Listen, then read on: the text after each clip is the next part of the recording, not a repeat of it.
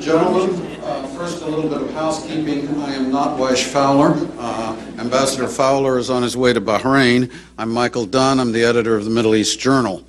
In addition, Flint Leverett, who was scheduled to be on this panel, has, I understood, had a flight canceled in Europe somewhere and is also unable to make it. We're pleased to have Ambassador Ted Katouf, who is currently the head of Ahmed East and has also served in Syria, to join us in place of Flint Leverett to talk about Syria. Sorry about these last-minute changes, but we're glad to have as distinguished a panel as we do, and we're very grateful to Ambassador Katouf for stepping in at the last minute. Let me introduce our panel briefly, then we're going to ask each of the panelists to speak for about 10 minutes. The panel is dealing with Lebanon, Syria, Iran, and the United States. It's a big area of ground, and after speaking with the panelists, I gather most of them are going to be talking about Syria and or Lebanon. We may have to cover a bit of Iran in the discussion period, I'm not sure. Seymour Hersh, Cy Hersh from The New Yorker, is probably well known to all of you. He's the author of a great many books going back to his exposure of the My Lai massacre during the Vietnam era. He is most recently the author of Chain of Command, The Road from 9/11 to Abu Ghraib, which has created a bit of a stir. I think most of you will be familiar with Mr. Hersh's work, if not with the man himself. Ted Katouf, as I already mentioned, is the head of Ahmed East, the American Mideast Educational and Training Services. He had a long diplomatic career, including service in Syria, and Ambassador Katouf will be sharing his views with us as well. Hisham Milham is known to many of you around Washington. He is a veteran Middle Eastern journalist here in town. I've known Hisham since our days at Georgetown a long time ago. Hisham is currently the Washington-based correspondent for Beirut's An-Nahar. He also writes for Al-Qabas in Kuwait, reports for Radio Monte Carlo, and he's the host of Across the Ocean, a weekly talk show on Al Arabiya satellite TV. So let me welcome Ambassador Katouf, Seymour Hersh, and Hisham Milham. I will now get out of the way and allow them to speak. I'm asking each speaker to speak for 10 minutes. As I believe you already know, we ask questions in this forum by writing questions on cards or slips of paper, which you will find in your registration folders. And if you can, as you have your questions written, a Middle East Institute staffer will pick those up and bring them up here. We will try to get to as many as time permits. So thank you very much, and without further ado, let's begin with Seymour Hersh. Yeah, hi. I'll try and keep it as short because I think the questions will be more interesting. There's no profundities here, except I will have to say, just to begin, that all you all know, Ahmed Chalabi arrives tonight, and it is said to be meeting with the Cheney, or probably walked in to see the man himself, and the whole visit just redefines the word irony.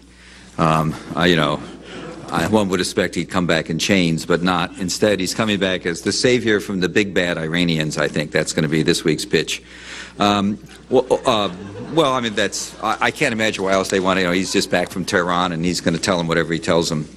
And I just happen to be one of those people that think we're doomed in Iraq. No, we are doing some things better militarily. There are some young military guys, lieutenant colonels and majors who really do understand something about how to go after bad people. But for every one of theirs, there's 3 and 4-star generals who just don't get it, and people here who just don't get it.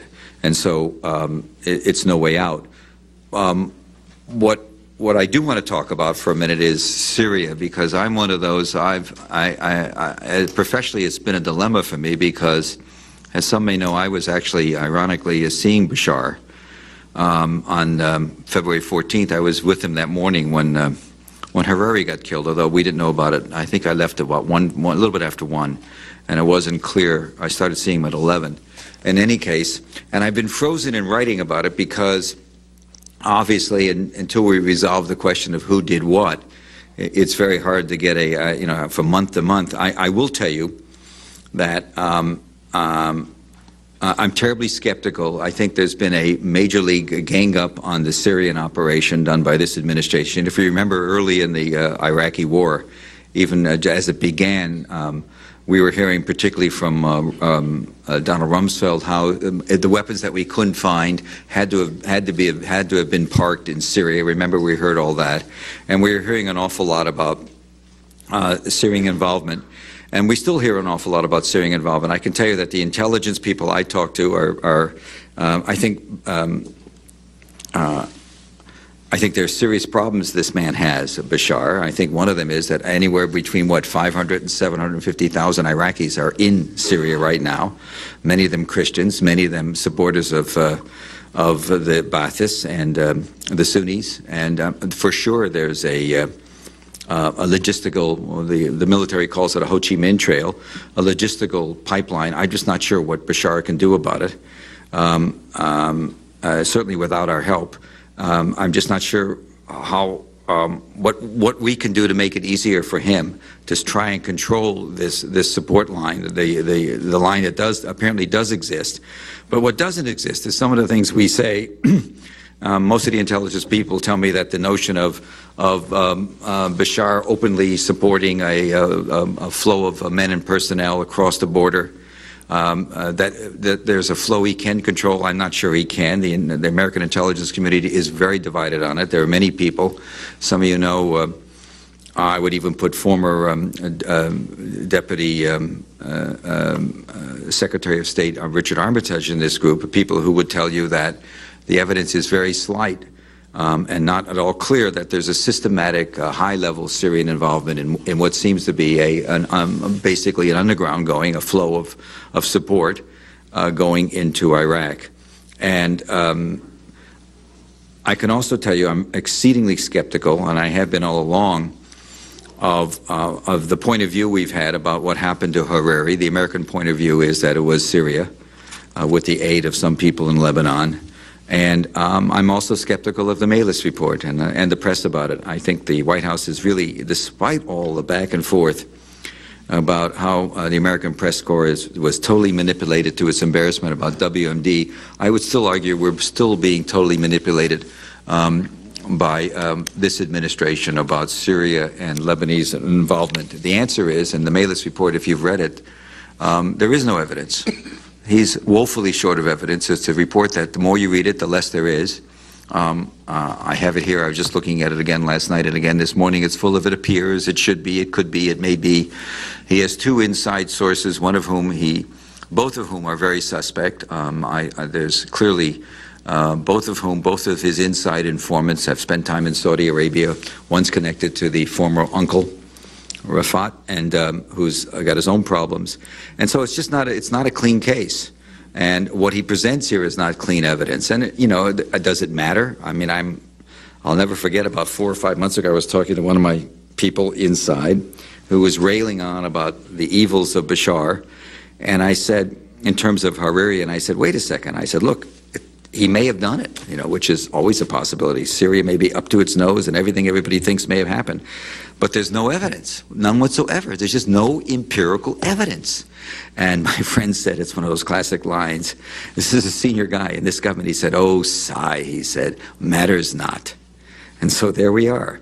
Professionally as a journalist, it's very tough because there's a lot of things you could say about the Hariri relationship. Something that's never mentioned in this country is the extent of which he was sort of this kind of a guy for the Saudi, represented Saudi money.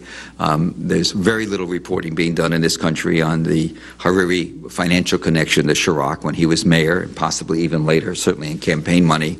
Our CIA has incredible intelligence about that connection, which may explain Chirac's involvement. I think there's questions galore about the French involvement, and I think the French were ecstatic to have a card to play with us. The whole thing about 1559 and the Norwegian Larsen and all this stuff came up at a time when the French relationship with the United States was in very bad shape, and now they're all buddy-buddy. I don't blame the French for taking any advantage we're a colossus. You don't want to be any outs with us.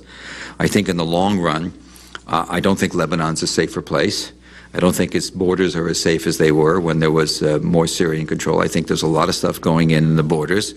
I think if I were the Americans, I'd be very worried about Zakaria, if there is a Zakaria, at least that movement, because his goal is, of course, ultimate goal, he's a Jordanian, and also I hear there's pressure on Lebanon. There's more jihadist movement there, and conditions there. The French will tell you that every bomb that goes off is because of Syria and Syria's influence, and I'm just not sure they're right, and I'm not sure this administration is right, not only about Lebanon becoming a free democratic state, which may just revert the other way, and also I'm not sure they're right about whether or not they've played the card the right way with Bashar. It seems to me he is somebody that my sense, I've been there 3 or 4 times, a couple of times since even February. My sense is, and this is a gut feeling, he's more popular than we may think he is. It's going to be much harder to move him out than we think it is. We really don't know what's going to happen next.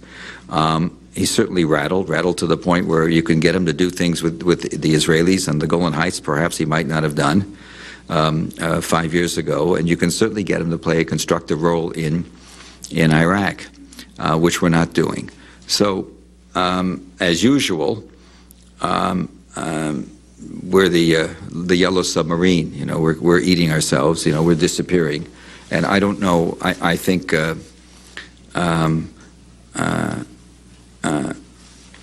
this guy, my president, believes still that he can bring democracy, and that's going to be his goal. I think.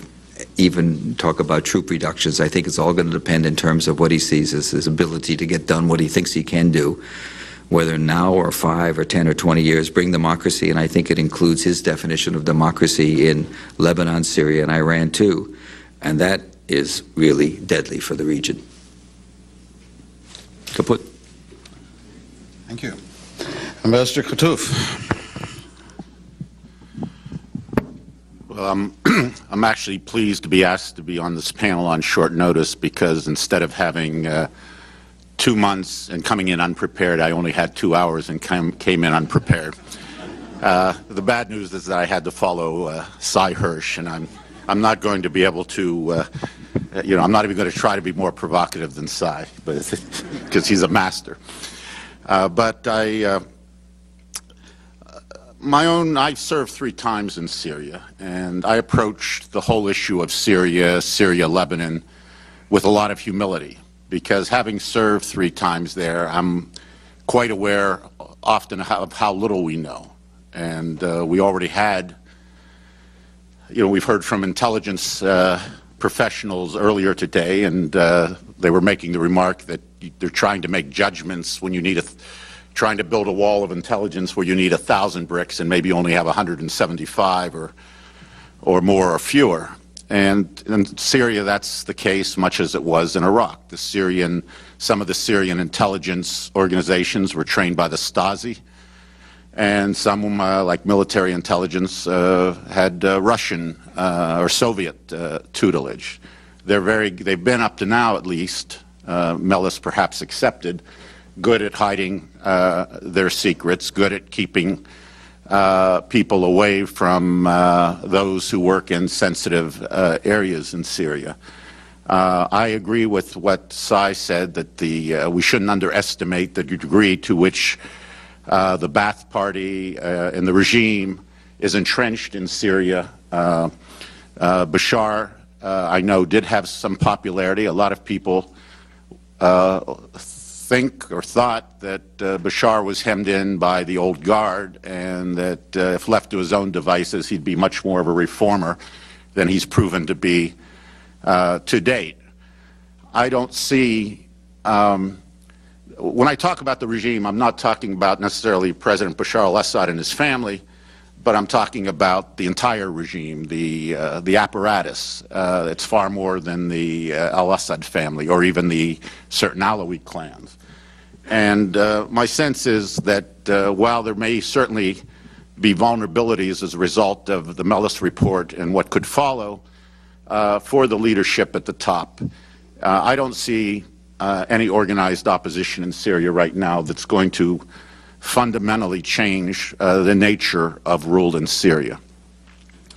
I've actually been naive enough perhaps at times to think that if Bashar, if he'd chosen, could be a change agent, or could have been a change agent in Syria, maybe he still can be, in terms of allowing more civil society, less control. He's expressed his wife, particularly, who worked for J.P. Morgan in London and has an economics degree, has spoken both privately and publicly about the need for Syria to reform its economy, to adopt more market-oriented policies and the like. But the fact of the matter is that after 5 years of rule, Bashar has precious little to show in terms of reform or progress for whatever reasons. And the regime has made some very, very serious mistakes. Like Sy, I'm not going to pass judgment right now on who was responsible for killing Hariri. It's very controversial. I'm sure there's most Lebanese, I know where they're pointing the finger, and a lot of Syrians resent where the finger is being pointed. So I'm not going to try to get deeply into that, but certainly Syria dominated Lebanon and intimidated Lebanon. There's no question that the extension of Lahoud's term was orchestrated by Bashar personally, and that intimidation tactics, as I said, were used to ensure that the vote went the right way in Parliament. And this has typified Syria's approach when it's had the upper hand in places like Lebanon. I also cannot accept the argument that Syria could not have done this crime because Syria got hurt the most, because that presupposes that the leadership is far-sighted and calculates very well the external effects of its policies. I have not found that to be the case. I recall, and I know that some in Syria don't like me to recall this, but I have to recall that they were loading volunteers on the buses to go to Iraq to fight coalition forces in the first weeks of the war, and those buses were being loaded right across the street from the U.S. Embassy. A real thumb in the eye of this administration, and not a move, frankly, that we predicted the Syrians would make. So they're very capable of miscalculating. I understand the need of this regime for internal reasons to appeal to the Sunnis who represent at least two-thirds of the country, if not more, and that there's a lot of sympathy within Syria for the insurgency. And certainly Bashar is somewhat hamstrung by all of that. But I think he could have done more. On the other hand, I will have to say that the United States administration could have dealt better with Bashar. We went in right after the war and iterated a list of demands, or actually reiterated a list of demands because we'd made them in fall of 2002. But it was a rather unfocused list. It wasn't, here are the things that truly count for us. Here are things we care about, but we can discuss later if you can satisfy us that you have done the first 2 or 3 things on the list. Rather, we went in there and with some hubris and basically took the attitude that we had won in Iraq, we had won decisively, and Syria needed to be afraid, Syria needed to be very afraid, and therefore it should do everything we wanted without expecting any quid pro quo. Well, I know that Flint Leverett, if he were here, he likes to quote a line of Bashar that Bashar has used quite a bit, which, I represent a state, not a charity. And therefore, he expected to know, you're asking me to do things that my father might not even have done in the context of a peace treaty with Israel, and you're asking me to take this leap into the dark without knowing if there's any safety net to catch me. So I certainly am not going to exonerate what the Syrian regime has done, far from it. But I think we could have also perhaps pushed Bashar in a direction that would have served the interests of both countries. I happen to think that having put 135,000 troops in Iraq, our top priority should have been Iraq, and that right after the war we should have told Syria, you've screwed up terribly, You've not just angered the administration, you've angered the American public, you've angered the media, Congress, and you need to make amends. And here are some things you can do concerning Iraq, and you need to do them quickly. And if you do them, then we can get into dialogue. But we didn't do that. And the regime in Syria has continued to show that it has a lot of ignorance of how its actions play out on the world stage, and it's paying a high price for that right now. Finally, I would just say that if it should come down, if there should be proof of Syria's culpability in the killing of Hariri, I hope that any sanctions or any punishment would be directed at those responsible, and that we would not take a meat cleaver approach or a shotgun approach and punish the entire Syrian people for the acts of some, the possible acts of some in the leadership. Thank you. Thank you. Hisham Milham. I don't know if we can discuss a complex issue like Syria, Lebanon, Iran, and the U.S. in 10 minutes, but let me try. When Hafiz al-Assad passed away more than 5 years ago, something strange happened in the region. Syria has shrunk, and Syria has shrunk considerably in terms of its prestige and role and importance in the region. By sheer guile, a bit of luck, an abundance of political cunning, the likes of which Damascus did not experience since the heyday of the great Khalifa Muawiyah, the founder of the Umayyad dynasty in the year 661. No Arab ruler exercised influence from Damascus the way the old fox, or the old Assad, did for 30 years. His rule was the longest reign of an Arab ruler since the Umayyad dynasty, and probably the most important since the Umayyad dynasty, with the exception, of course, of the great Salah ad-Din. Hafiz was cool, occasionally cruel, but he was always, I used to refer to him in those days, that he was the man who could probably write the sequel to Machiavelli's Prince. He was that cool. He used violence only when violence was necessary. He was not known for his use of gratuitous violence like his neighbor, Saddam Hussein. If you dealt Assad a weak hand, he will play it brilliantly. If you dealt Saddam a strong hand, he will play it stupidly. Assad, more importantly, was aware of his limitations like every smart leader. He mastered the art of brinksmanship because he knew where the brink was. He was a calculating, cunning, very rational man, aware of his limitations. And if you want to summarize his political life and his political legacy, you would have to say that he was embarked on this ceaseless quest of building coalitions to compensate for Syria's weakness as a unitary state, facing the Israeli challenge on the one hand and the Iraqi challenge in the east. Hence, his obsession with the triangle of Damascus, Cairo, and Riyadh, which was the triangle that went to war in 1973. 3 years into his reign, he went to war against Israel. Those who are very charitable to his son say 5 years is not long enough to judge him. What Hafiz had, the son did not have. And therefore, the son, and the sun always rises in the Middle East, as you can tell, did not rise to the occasion 5 years hence. I'm going to skip a lot of stuff here. It was very interesting, but I would argue that in the mid-1990s, Hafiz lost some of his political dexterity, and he began to make a series of mistakes. One of them was, and because of his illness, after the loss of his son Basil, who was the heir apparent, Hafiz began to invest in his son, Bashar, as we say, the spare and not the heir. And he failed to anticipate the Israeli-Turkish rapprochement, which is a major strategic blunder on his part. The way he handled the Öcalan case, those of you who know Turkish affairs will attest to that.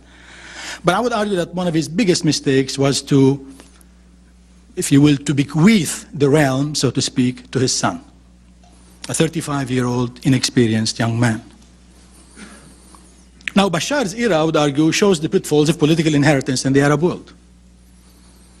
And it's very hard, 5 years after he began his rule, to point out to a single domestic, regional, international decision that this regime made that was wise or farsighted. And I'm not being harsh on him. Under Bashar, it was no longer true to say that the Ba'ath regime in Damascus had an Alawi core.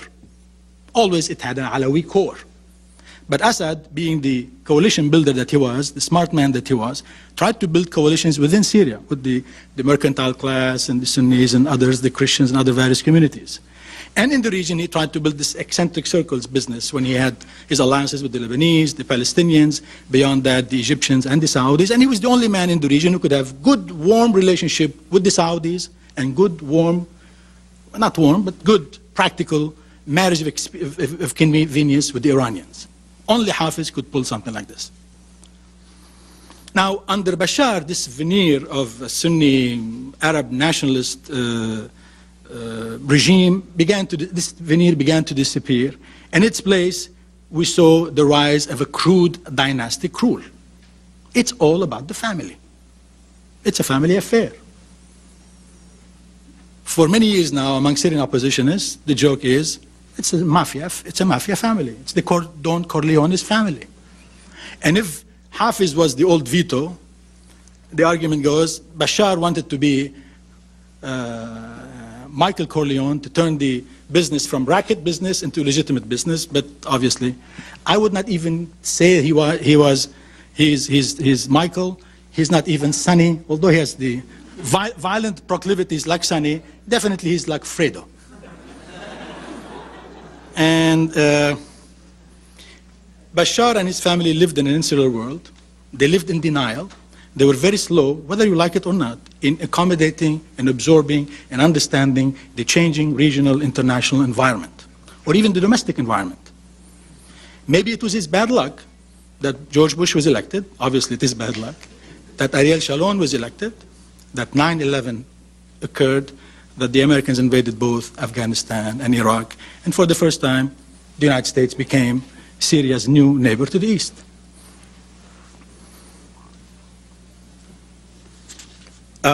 They failed to read the United States carefully. They failed to anticipate the passage of the Syria Accountability Act. They failed to see that their early support, the Syrians, like most Arabs, opposed the invasion of Iraq. This is a reality. The Arabs, as peoples, as societies, opposed the invasion of Iraq. And most Arab governments publicly said that they opposed the war in Iraq. Some of them were winking, the Jordanians, the Kuwaitis, and others. And the Syrians were definitely within their rights to oppose the war in Iraq.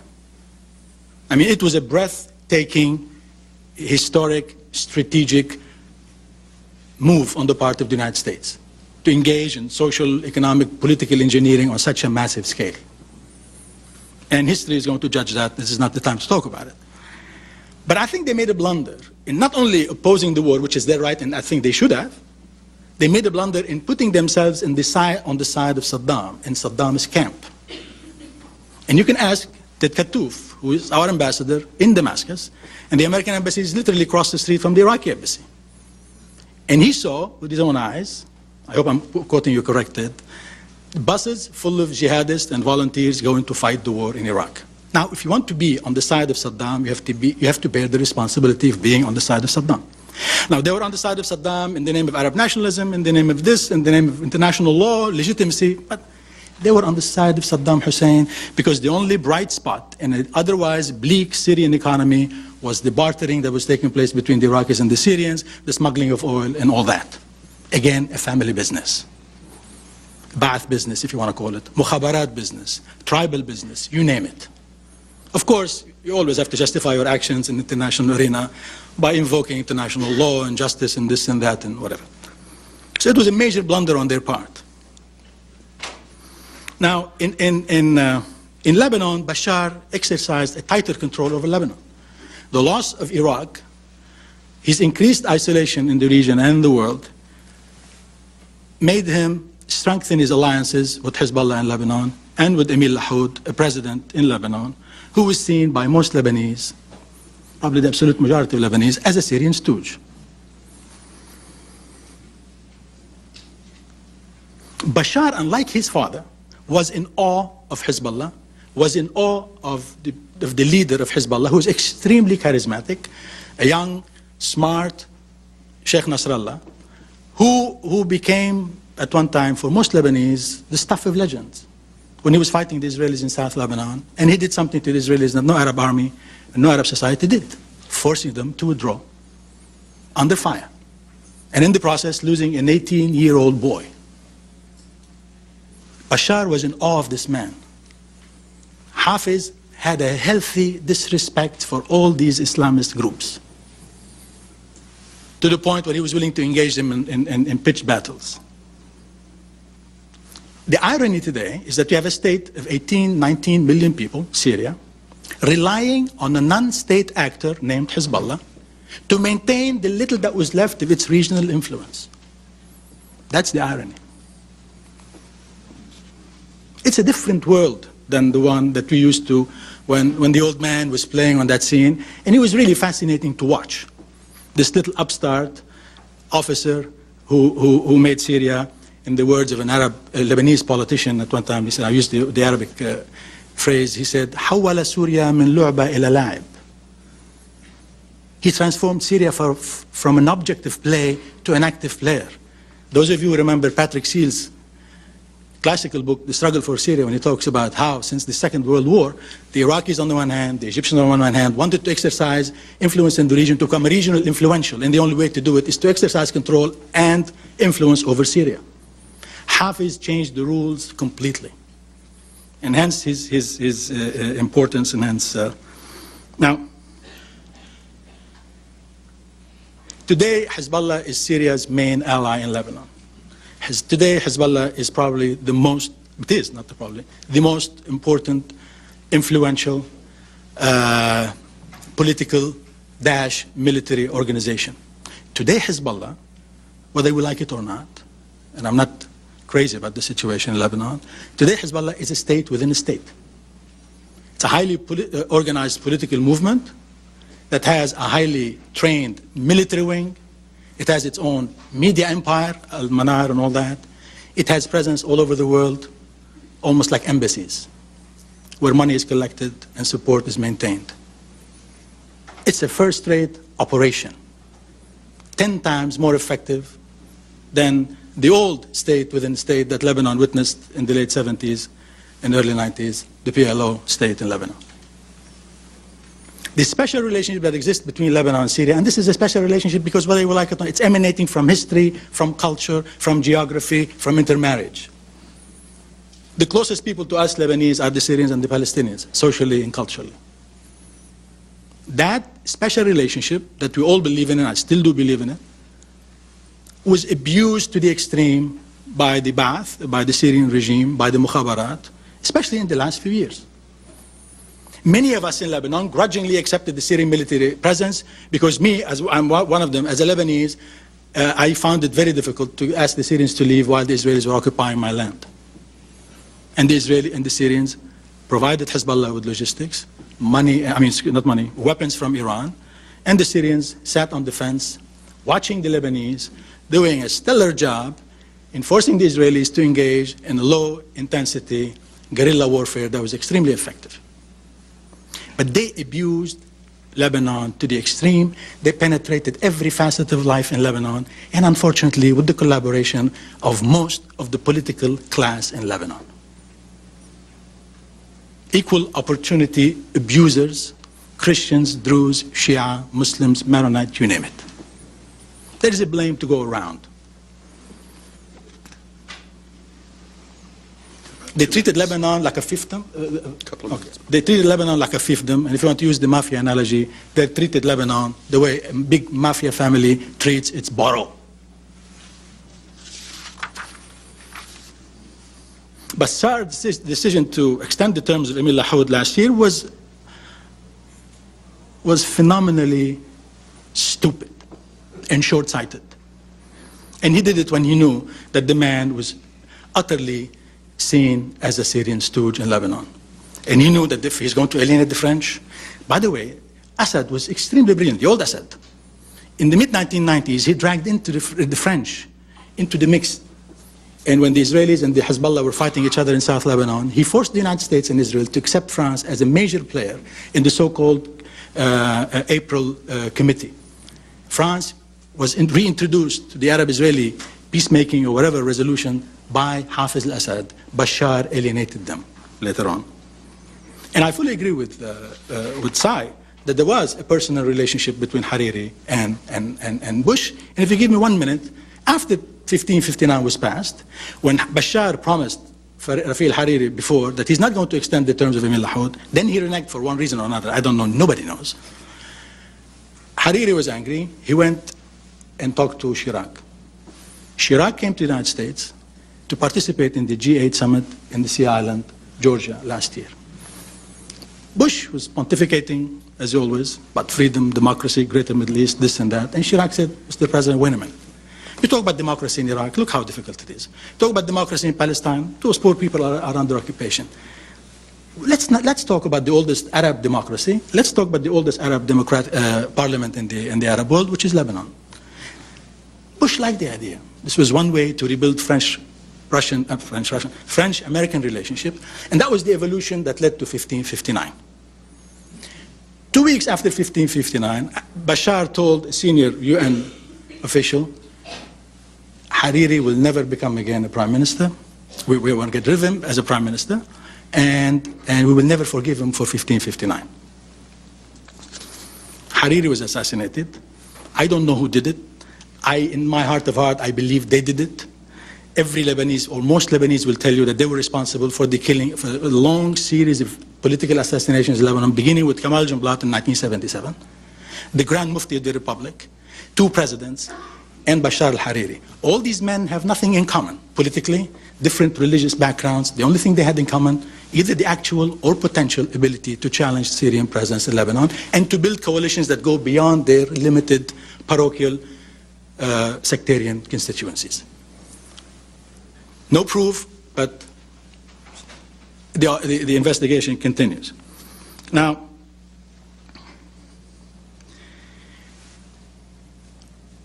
Iran today is the only sole friend of Syria and the region. Now that the Syrians lost not only the French cover, but their Arab cover, i.e. their relationship with Saudi Arabia and Egypt. Now Syria is more dependent on Iran.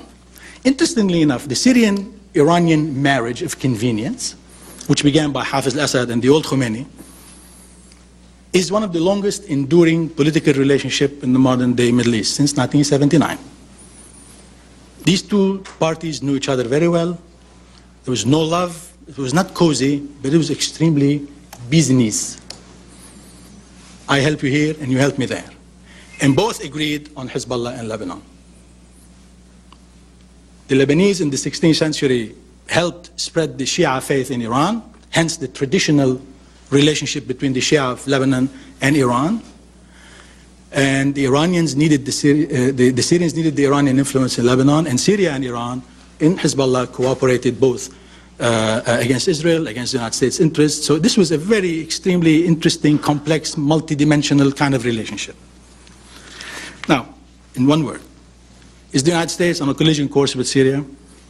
It is not likely. Definitely it's not inevitable. And I would agree the United States could have acted differently early on, although in hindsight, Bashar was provided with a short window of opportunity when Colin Powell was in government before the war. Before the war. Now it's too late.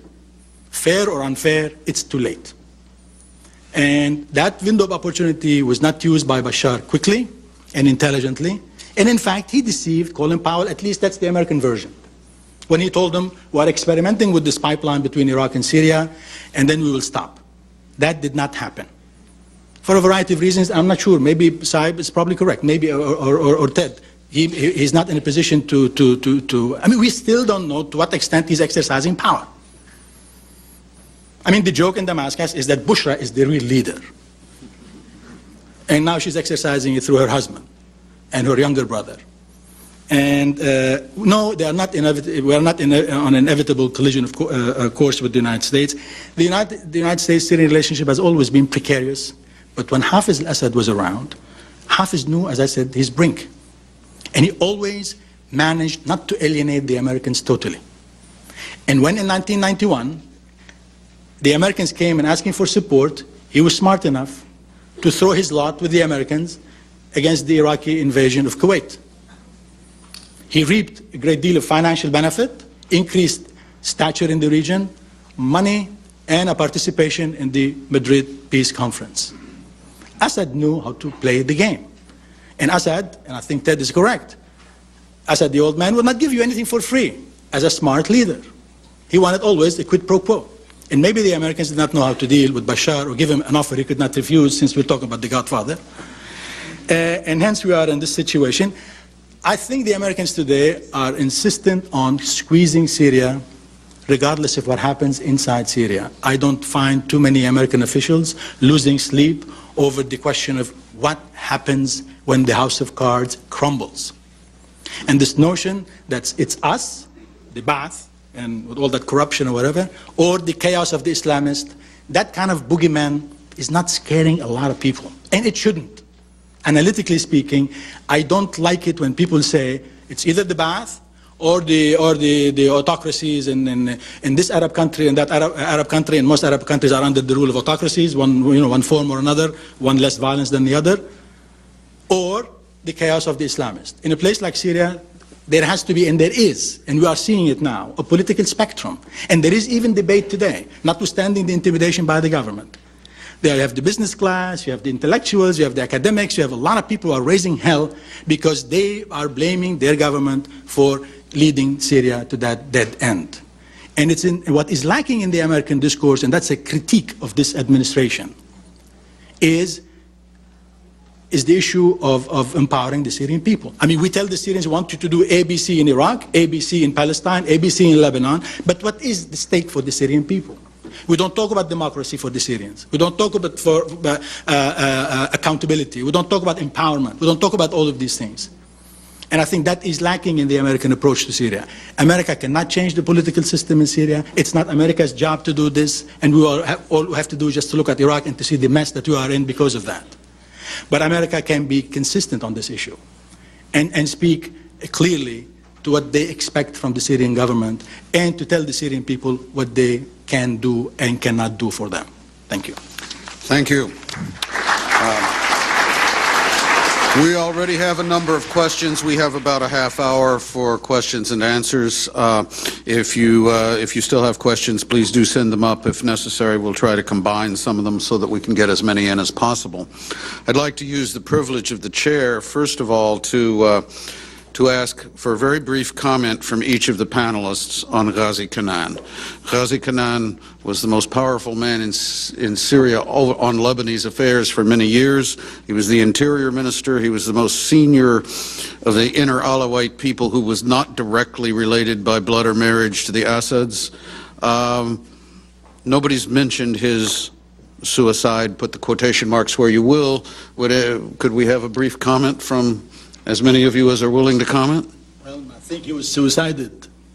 Mm-hmm. Assisted suicide. Yes. You know, there was a cartoon in the Arab world making the rounds on the internet. It shows suicide the French way. And somebody slit his throat and drinking wine in a tub and dying. Suicide the Russian way, drinking vodka, whatever. Japanese suicide, harakiri with the sword. And Syrian version of suicide, somebody's hand are tied behind his back in a chair and somebody's shooting him. So, look, Ghazi Kanaan is not the kind of guy who would commit suicide.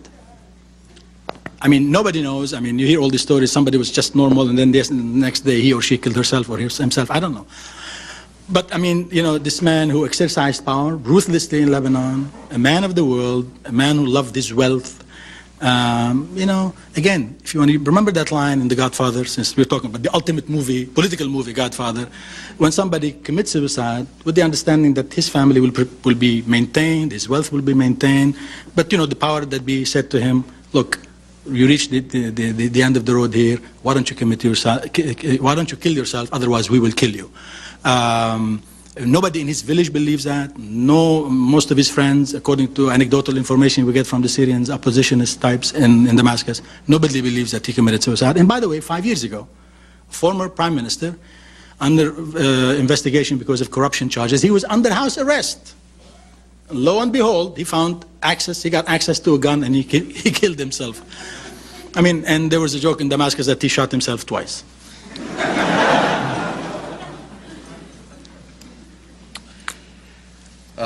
Sai or Ted?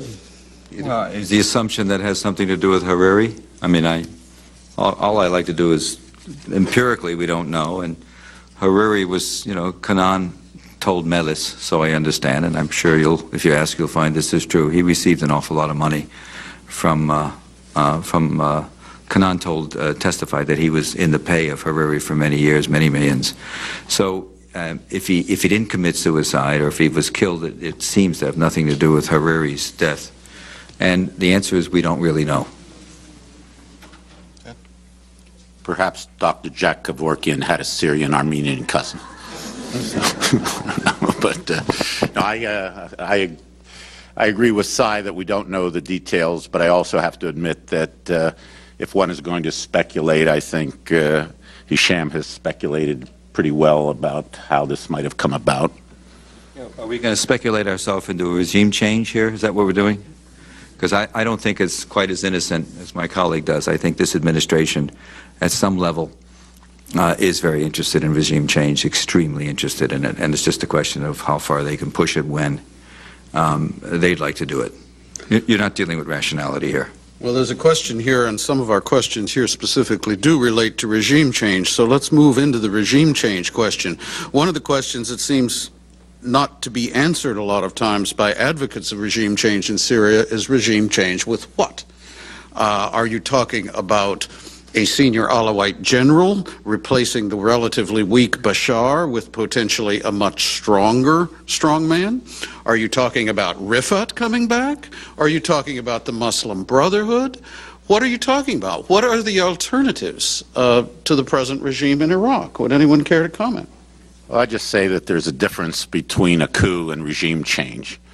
I mean, one of the reasons that Hafez al-Assad lasted as long as he did is because Syrians of a certain generation remembered the instability in Syria and the coups and counter-coups and foreign meddling. As Hisham said, Syria seemed to be a plaything for others rather than a player.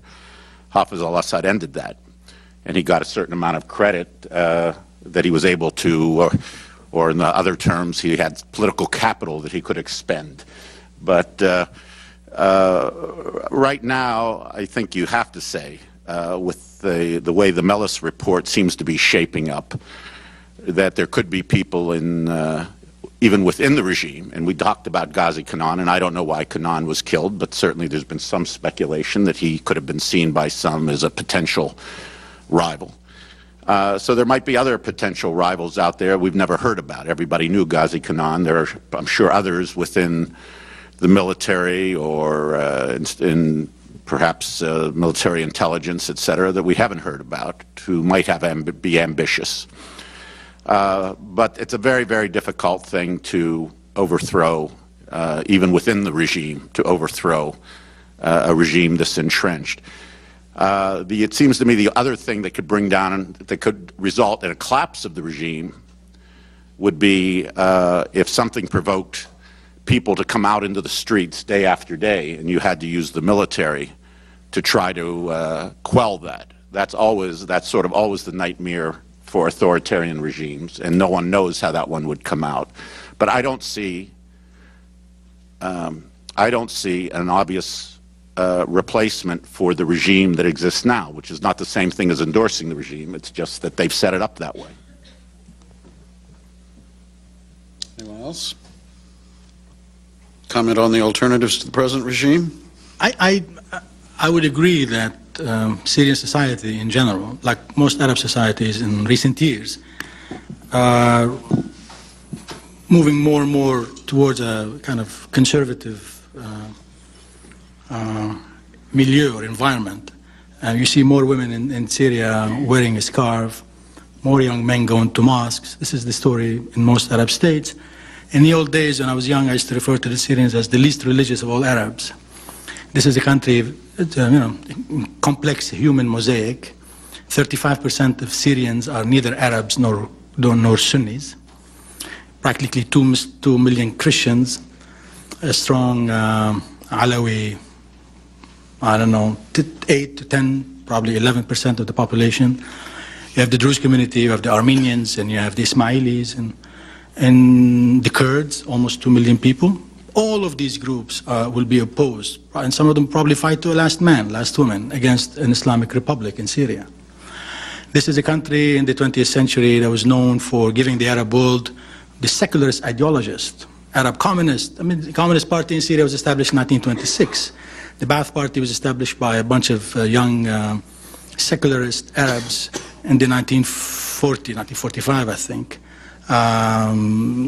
Syria was not known as a place where the Islamists held sway, notwithstanding what happened in the late 1970s and early 1980s, culminating in February of 1982 in the pitched bloody battle in Hama, in which both the government and the opposition was ruthless and brutal and extremely violent. I think the Islamists in Syria, one could argue, again, listening to some of my Syrian friends, the Islamists may have mellowed a little bit, may have realized the limitations of their power. And there is an interesting thing in the region. The Islamists in Syria, who are now saying we are for peaceful democratic change, don't have to look at Iraq. They would have to look north to Turkey and see that there is a different approach to Islamic politics. The Islamists in Turkey reach government and authority and power by elections. By elections. Elections that were seen as fair and democratic. And the world did not change radically because today Turkey is essentially ruled by an Islamic-leaning political party.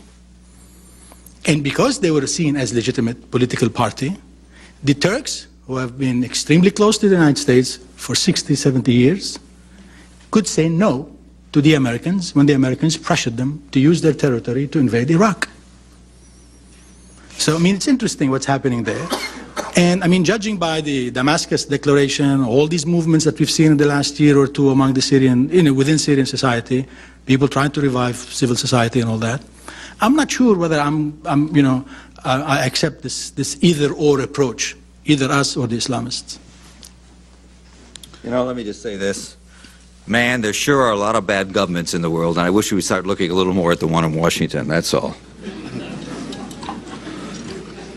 Just the thought of bombs in the old city in Damascus is terrifying. Yes, he's weak, and yes, there's a lot of problems, but I thought we went to war to stop international terrorism, jihadism, and here we are ending up going after secular governments. It makes a lot of sense to me. Let's go on. I have a couple of questions for Sy Hersh. You've written in the past predicting the possibility of U.S. military action against Iran.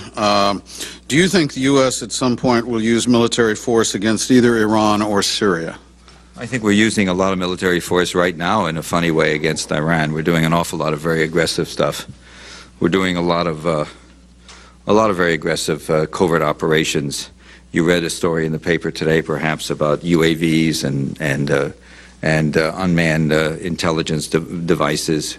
We're doing very provocative stuff on their borders. We're doing stuff in Baluchistan. We're doing stuff with the MEK. We're doing stuff out of the K2 base in up north. In Uzbekistan. We're doing stuff off carriers. We're flying very aggressive sort of toss bombing missions off the coast. We're jacking around an awful lot with them. And I guess in the hope of a country that sees itself as the followers of Cyrus the Great will be terrified by our images. And we're not talking to them, just as we're not talking to Bashar, and we're not talking to the Syrians, we're not talking to the insurgency as much as we should be. There's some talking going on now, much too late. So here we are, we're a country. Yes, there are a lot of problems in the Middle East, particularly with the leadership everywhere, but here we are, a country that not communicating with people in Iran, Syria, the insurgency for many years, at a place when I think, any 3-year-old who has, any of us who had our 3-year-old in nursery schools and the two boys would fight where the teacher would say, you two have to talk to each other. It's almost completely irrational to me that there isn't more pressure and more public dissent inside America about our absolute ironclad refusal to talk to people with whom we have a disagreement, this president. So I think, yes, there's a lot of provocative stuff. It isn't over yet. My friends in the military, we have the same conversation that we all said in January of '03. There's no way he's going into Iraq. He can't do it. And, there's no way he's going to go into do something in Syria. There are a lot of troop movements on the border there, in case you don't notice. It could be posturing, but there's been a lot of troop movements lately up towards Syria. And no way he could do something with Iran. And, of course, the elephant in the room that nobody ever talks about is Israel. And Iran is still the existential threat for the Israelis, and God knows what, they'll provoke us into doing. They moved one of their submarines into the Indian Ocean recently, the Israelis. Rattled the Iranians no end with cruise missiles on it. So there's a lot of stuff going on.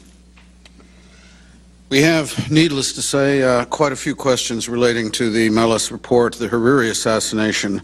I have a comment here from Mr. Mudalali, who was an advisor to Mr. Hariri, saying that what Mr. Hersh said about Mr. Canaan telling Mr. Melis that he took money from Hariri is not true. The last statement Mr. Canaan made to the Lebanese radio was to deny that. He's referring here to the phone call that Canaan made the night before his suicide was announced to Lebanese radio.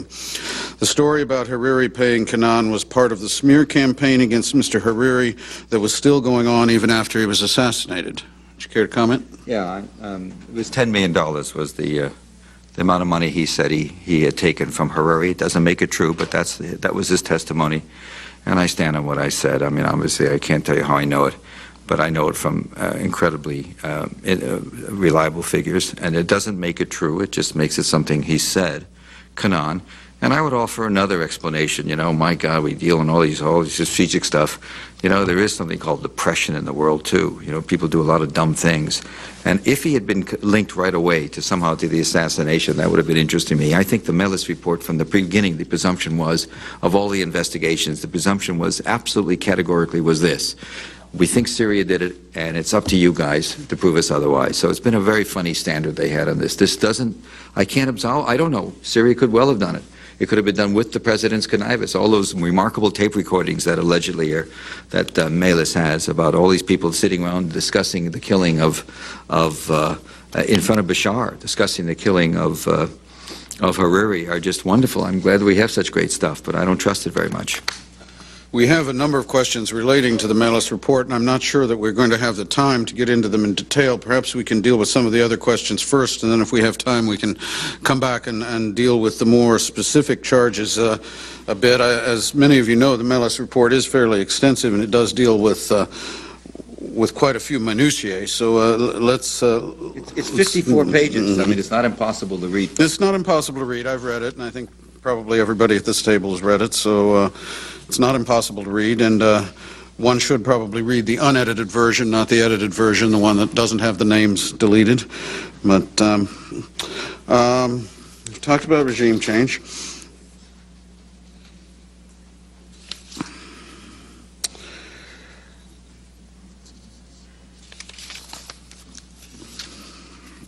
Why is the story of the videotape of Abu Adas, the person who was shown on a videotape claiming responsibility, why has that been sidestepped and overlooked? I'm not sure that it has been. It received quite a bit of attention in the Melis report, but if anyone would like to comment on that. No, I mean, it was prominently discussed in the Melis report, and I think... they meant we sidestepped it. Perhaps they meant this panel sidestepped it. I'm not sure. Well, I mean, I was in Beirut when Hariri was assassinated, and I think very few people wanted to believe that story. I mean, it looked fishy and sounded fishy. And I think Melis dealt with it well. I mean, this operation was extremely sophisticated, and to talk about an individual or a small group of people carrying out an operation that required a great deal of intelligence, monitoring, financing, I find it very difficult. I mean, there are a couple of intelligence services in the region that are capable of doing this. One group or two groups that I can point out to. We never heard of that group. This fellow disappeared. There's no DNA evidence. And there is enough in the Melis report to raise questions about the veracity of this case. I do believe that it doesn't ring, it rings hollow. Every day there's suicide bombers getting very well defended American targets in Iraq, are all of them, is every suicide car bomber sophisticated beyond belief and takes an enormous amount of intelligence? I'm sort of staggered by this notion that somebody couldn't put a lot of stuff into a bomb and run it into a car, particularly with a guy who's not unknown where he goes and how he travels. Why is this assassination, which obviously was, why is this something that suddenly has to be magical, has to have weeks and months of planning? We do it people run car bombs into things all the time. Yeah, but I mean, you see a convoy of American driving across the street, and all you need is a bunch of people, with somebody with a car, and tell you the American convoy is going to be here, and then you do that. You see a guy coming, he's got a lot of security, he comes in a lot of motion. All you need is somebody to tell you, here he's coming, he's going this way, bam. This guy had a jamming equipment. There was a lot of conversations before. I mean, there's a lot of evidence that is technical in the Mellis report that has nothing to do with circumstantial evidence, in which he talks about the political environment, the security environment that led to the man's assassination. And it's not beyond the capability of the Syrian regime to do that. They've done it before. And this notion, as Ted said, that Syria was hurt, look, they felt that they can absorb it. They absorbed it before. They got away with murder before. That's a separate question. My question to you is, why is it so magical that it has to be so, this notion that it has to be planned for weeks? One of the things Melis says, and he says, he concludes it appears, it's likely that, it's probable cause, all this language in it.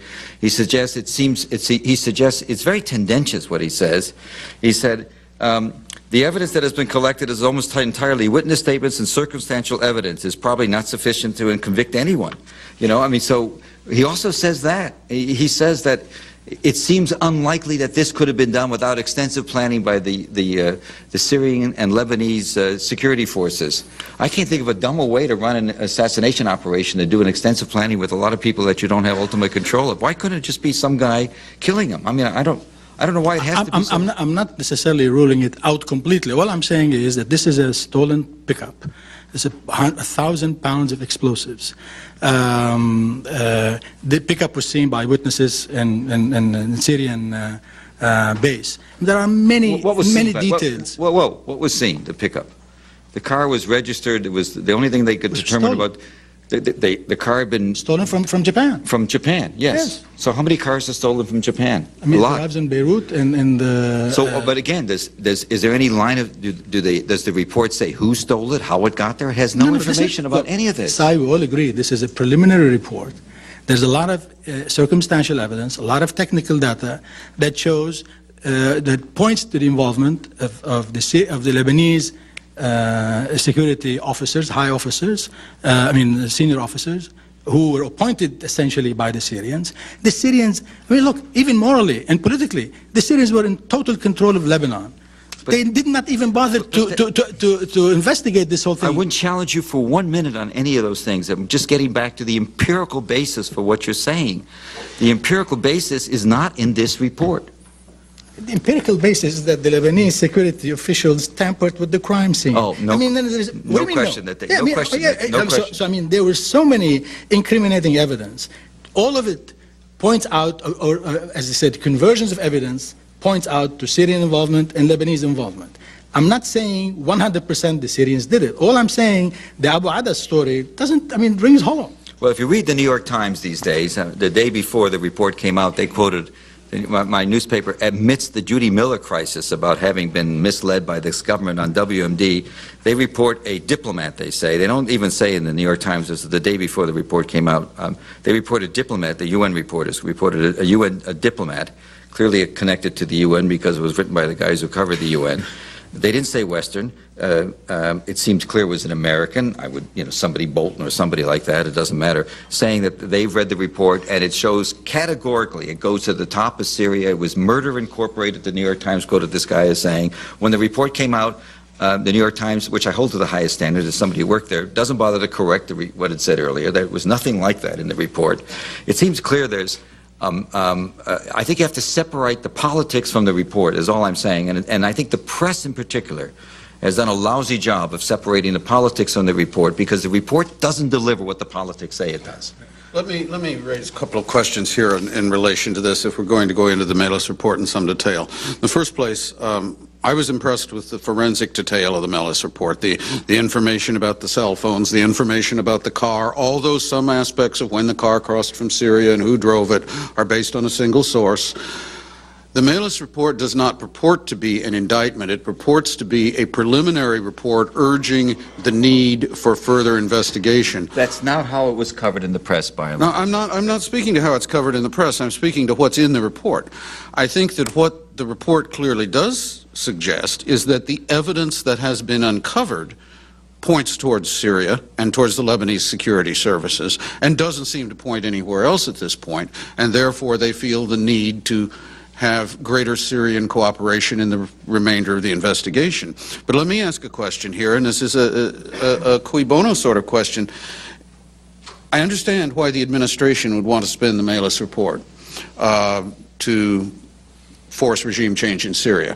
I can understand why Jacques Chirac might want to spin it. I can understand why the Saudis certainly are concerned and angry about Rafiq Hariri. As Prince Turki pointed out this morning, Hariri was a Saudi citizen. Why would Mellis, one of the most respected prosecutors in Germany, a man who has pursued very intricate terrorist investigations for many years and was one of the chief prosecutors in the Berlin area, in the state of Berlin, why would Mellis and the United Nations want to spin it this way? I don't think they did. I'm not saying they did. I'm saying Melis's report, if you read it carefully, is a very balanced report talking about circumstantial case that can't be proven in court, the need for more. You could have written a completely different take on the Melis report than has been written. The spinning is not certainly, I'm not suggesting it's coming from Melis or from the UN. The spinning is coming from elsewhere, probably my government a lot too, and certainly the French, and certainly the Saudis are spinning this very hard. I agree with that. I'm not accusing Melis of anything. He seems to have done a very honorable, straightforward report. But I also feel. I think we're talking about two things. Yeah. We talk about the coverage, and I have no problem with what Sai was saying. And we talk about the Melis report. I mean, here you have 30 investigators from all over the world with 70 staff members. And we know that what was in the report was practically a portion of what he has. And that's why he put the Syrian government on notice, cooperate if you want to absolve yourselves. And the Syrians did not cooperate. In only 8 months after the murder of Hariri, and regardless of what Hariri did or not, and I'm not defending Hariri here and his political legacy, this will be left for another panel and another book and whatever. The point is, of all, probably he's one of the few senior Lebanese officials who were murdered who did not have blood on his hands, like others who were killed by a various group or another, or various government or another in the region. The point is, what happened was horrendous. Regardless, I mean, you can have a long list of grievances and reservations and critique of Hariri's approach to governance in Lebanon.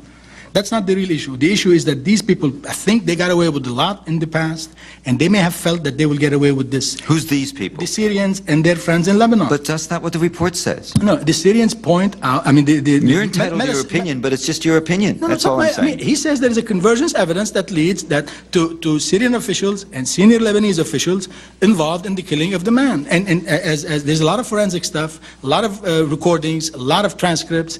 I mean, if you look at how he found out about the cell phones in particular, and the way he debunked the Abu Adas story, I mean, there's a lot there. And essentially he's saying, this is part of what I have.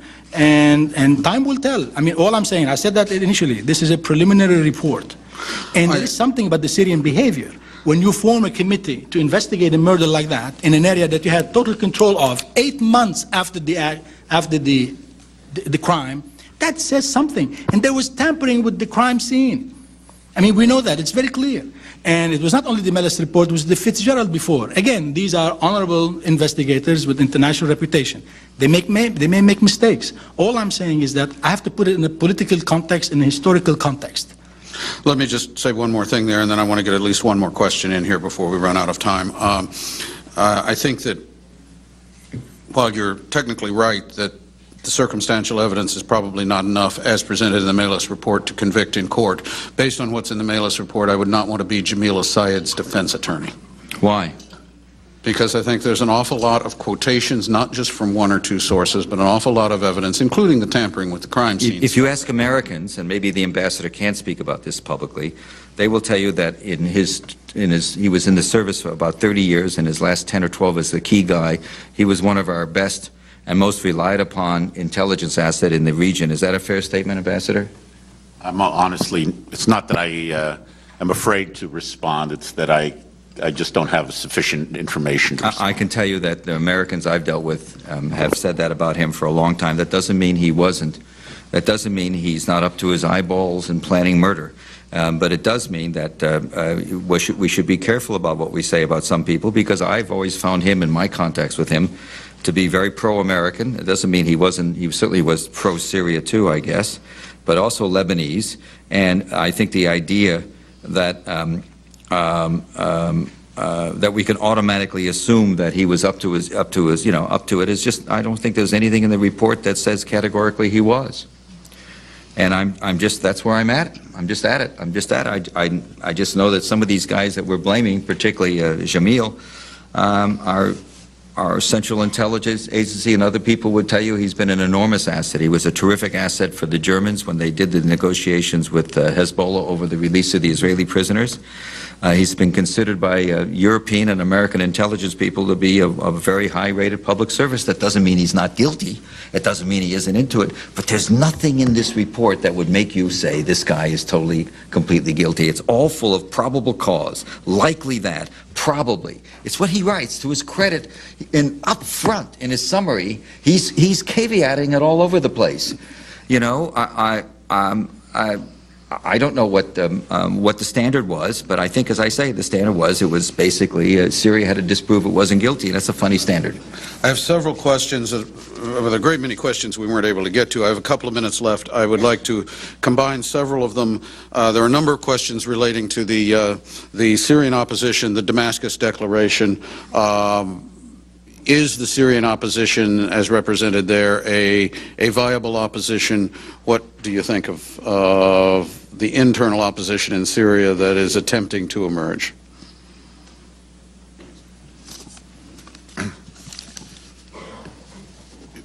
You know, Syria and the regime in Syria, like most authoritarian regimes in that part of the world, wanted to control virtually every aspect of public life. You can't just start a civil society organization, an organization on the environment, the Boy Scouts, whatever, unless you register with the Ministry of Social Affairs and Labor, and it's a long process, and you get regime approval to do so. So there's no independent civil society that's truly permitted in Syria. I'm not saying there aren't Syrians who band together to save the old city of Halab or Aleppo.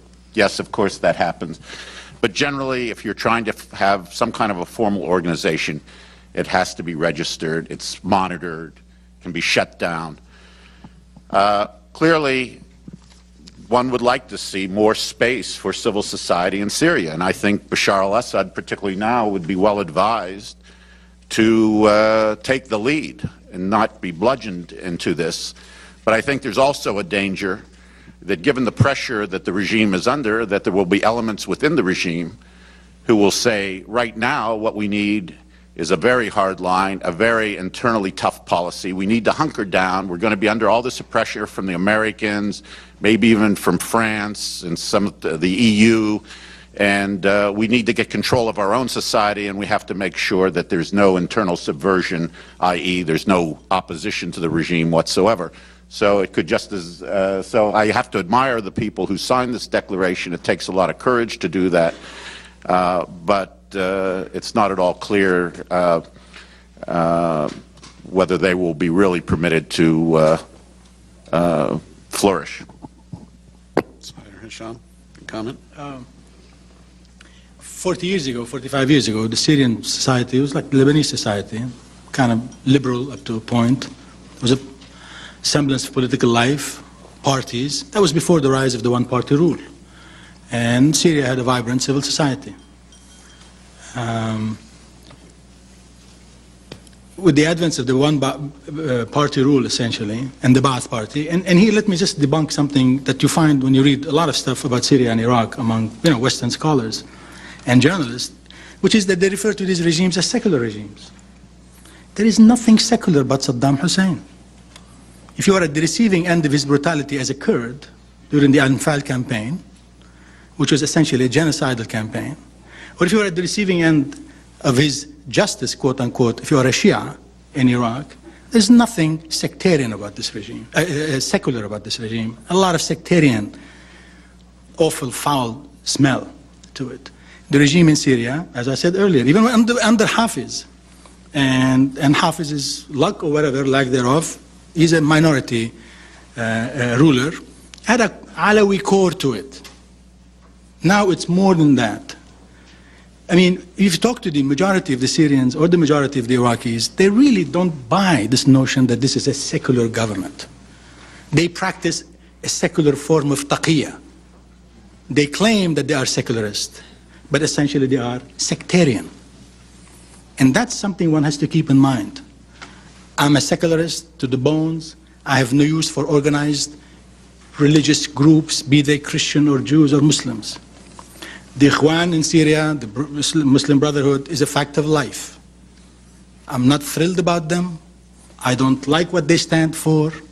I don't like it when I see a 10-year-old boy or a girl in Lebanon marching in the streets with a bandana on his head or her head that says, Ana Shaheed. I want these kids to live, not to die. And to quote George Patton in that movie, let the SOB on the other side die for his country and you live for your own country.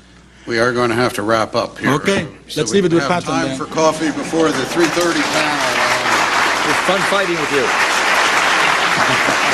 I know we could go on for quite a while here, but thank you very much, and let me thank the panel very much on behalf of the Middle East Institute.